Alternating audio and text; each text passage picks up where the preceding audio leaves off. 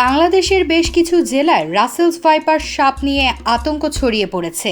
ফেসবুকে বিষয়টি নিয়ে অনেকে নানাভাবে উদ্বেগ প্রকাশ করেছেন। অনেকে প্রচার করছেন যে সাপটি কামড় দিলে দ্রুত মানুষের মৃত্যু হয়। পরিস্থিতি এমন এক পর্যায়ে পৌঁছেছে রাসেলস ভাইপার সাপ মেরে ফেলার প্রচারণাও চালানো হচ্ছে ফেসবুকে।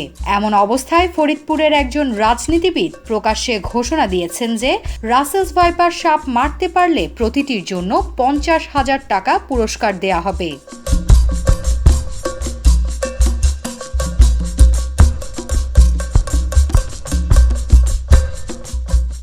অনেকে বলছেন রাসেলস ভাইপার খুব দ্রুত বংশবিস্তার করে, ফলে সহসা বাংলাদেশের গ্রামাঞ্চলে এই সাপের আধিক্য মানুষের জন্য হুমকি তৈরি করবে।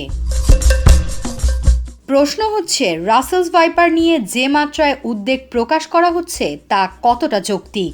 সাপ গবেষক ও বিশেষজ্ঞরা বলছেন এ প্রজাতির সাপ কামড়ালে তারও চিকিৎসা আছে এবং সময়মতো চিকিৎসা নিতে পারলে মৃত্যু ঝুঁকি কমে আসে। বেসরকারি সংস্থা deep ecology and snake conservation foundation বলছে রাসেলস ভাইপার মোটেও দেশের সবচেয়ে বিষধর কিংবা প্রাণঘাতী সাপ নয়, বরং দেশে প্রতি বছর সাপের কামড়ে যত লোক মারা যায় তার অর্ধেকেই মারা যায় পাতি কেউটে সাপের কামড়ে। তবে সময়মতো চিকিৎসা না নিলে রাসেলস ভাইপারের কামড়েও মৃত্যু হতে পারে।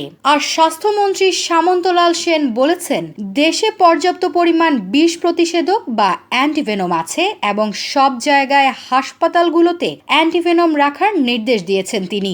বিষের বিরুদ্ধে কার্যকর বা বিষ নিষ্ক্রিয় করতে পারে এমন উপাদানকে অ্যান্টিভেনম বলা হয়। দ্রুত অ্যান্টিভেনম ইনজেকশন দিলে অ্যান্টিভেনমের অ্যান্টিবডিগুলো বিষকে নিষ্ক্রিয় করে দেয়।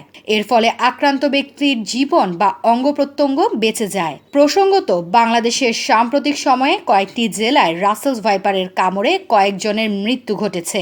ঢাকার কাছেই মানিকগঞ্জের কিছু এলাকায় গত 3 মাসে বিষধর রাসেলস ভাইপারের সাপের কামড়ে অন্তত 5 জন মারা গেছে বলে সরকারি কর্মকর্তারা জানিয়েছেন। এরপর ভোলাসহ আরও কয়েকটি জেলায় এ ধরনের সাপ ধরে মারার খবর এসেছে। বাংলাদেশের স্বাস্থ্য অধিদপ্তরের হিসেবে 2023 সালে 4 লক্ষ সাপের কামড়ের ঘটনা ঘটেছে।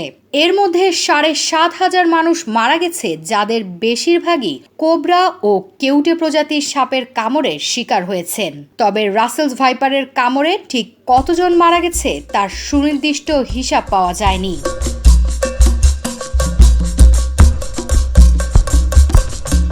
আসরা জসিম মুন, নিউজ ডেস্ক।